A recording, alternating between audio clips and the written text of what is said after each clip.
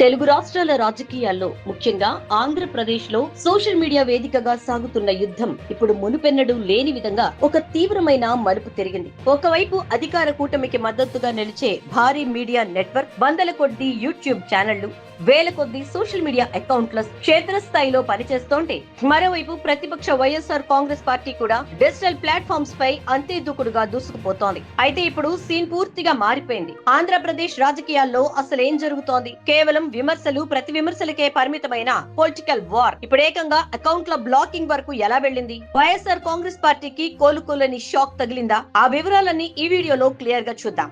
విషయంలోకి వెళ్తే, వైఎస్ఆర్ కాంగ్రెస్ పార్టీకి సంబంధించిన అధికారిక ఫేస్బుక్ పేజ్ ని ఇండియాలో కనిపించకుండా పూర్తిగా స్తంభింపజేశారు, అంటే బ్లాక్ చేశారు. ఇది ఒక్క రోజులో జరిగింది కాదు.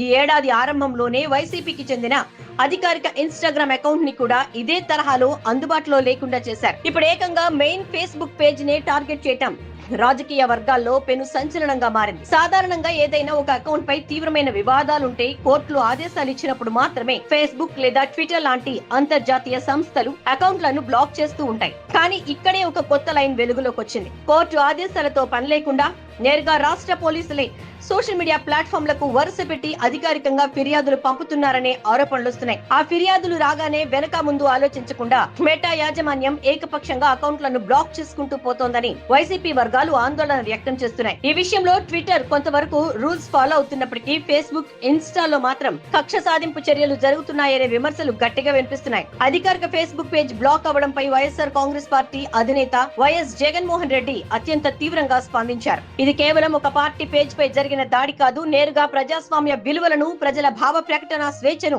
అణచివేయడమేనని ఆయన మండిపడ్డారు. ఈ మేరకు ఆయన ఒక సుదీర్ఘమైన ట్వీట్ చేశారు. ఈ ట్వీట్ లో జగన్మోహన్ రెడ్డి నేరుగా అధికార కూటమి ప్రభుత్వంపై విమర్శల బాణాలు సంధించారు. అమరావతి రాజధాని అభివృద్ధి పేరుతో జరుగుతున్న దుబారా ఖర్చులు, డిఎస్సి పరీక్షల ప్రక్రియలో జరిగిన అవకతవకలు, తిరుమల లడ్డు, నెయ్యి టెండర్లలో వివాదాలు, ఇలా ప్రభుత్వ వైఫల్యాలను వెచ్చల విడిగా పెరిగిపోయిన అవినీతి ఆధారాలతో సహా సోషల్ మీడియాలో ప్రశ్నిస్తున్నందుకే తట్టుకోలేక ఈ గొంతు నొక్కే ప్రయత్నాలు చేస్తున్నారని జగన్ ఆరోపించారు. అంతేకాదు, ఈ విషయాన్ని జగన్మోహన్ రెడ్డి కేవలం రాష్ట్ర స్థాయికే పరిమితం చేయలేదు. దేశంలోని ప్రముఖులందరికీ తెలిసేలా తన ట్వీట్ ను నేరుగా భారత ప్రధానమంత్రి కార్యాలయం, పిఎన్ఓ, కేంద్ర హోంమంత్రి అమిత్ షా, కేంద్ర సమాచార ప్రసారాల శాఖ మంత్రి, అలాగే మెటా, ఫేస్బుక్ గ్లోబల్ హెడ్స్ కు ట్యాగ్ చేయడం ద్వారా ఈ వివాదాన్ని జాతీయ స్థాయికి తీసుకెళ్లారు. ఎలాంటి బెదిరింపులకైనా, సెన్సార్షిప్ కైనా తాము లొంగేది లేదని, ప్రతి చట్టపరమైన రాజ్యాంగబద్ధమైన మార్గాల ద్వారా ఈ అన్యాయాన్ని సవాలు చేస్తామని తమ అధికారిక పేజ్ ని తక్షణమే పునరుద్ధరించాలని డిమాండ్ చేశారు.